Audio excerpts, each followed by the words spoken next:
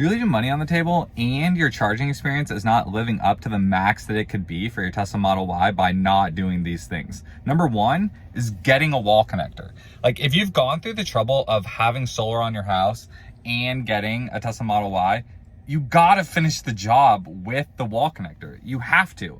And I could go down the rabbit hole of like just how it saves you because it charges faster and blah, blah, blah, all that stuff. But I'm gonna go a different route with that and just say, it makes you care more. I've talked about this in my solar videos of rather than going over pennies down to the pennies of like, here's how you do something, I'm more talking about a feeling. Like the feeling of having the entire lineup and knowing that the wall connector and the Powerwalls and the solar in your car are all working together, it changes the way that you think about your car and it changes the way that you think about your home. And so then you start to see little savings and little tweaks in different areas.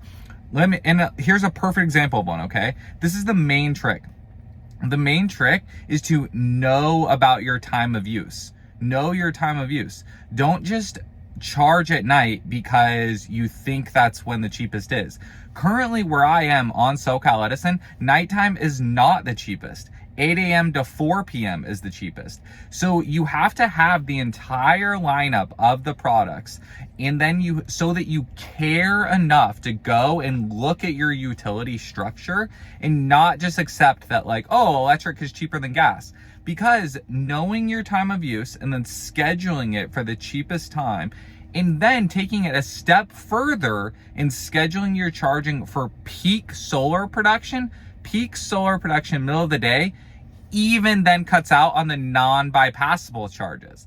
The non-bypassable charges are any kilowatt hour you pull in from the grid, even if you pay it back with solar production, so you're at net zero with the utility, you're still paying a small amount of taxes and fees called non-bypassable charges on any kilowatt hour that gets pulled in. So like when our Model Y is plugged in, it pulls about 12 kilowatt. It's pulling 12 kilowatt hours or 12 kilowatts.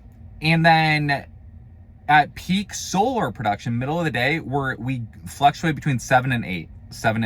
And so by charging in the middle of the day, that full 7 to 8 gets sent to the car, and we're only pulling 5 from the grid, cutting down on the non-bypassable charges. So you need to have a Tesla wall connector. You need to finish the job of what you started by having solar and having the car. And then you need to know what your time of use pricing is. And then you should look at charging and building a lifestyle around charging in the middle of the day so that you even cut out on the non-bypassable charges. If you like this and you need to also have a plan to monetize your surplus energy above and beyond where it's going in the house, click on this next video on how to monetize the surplus energy.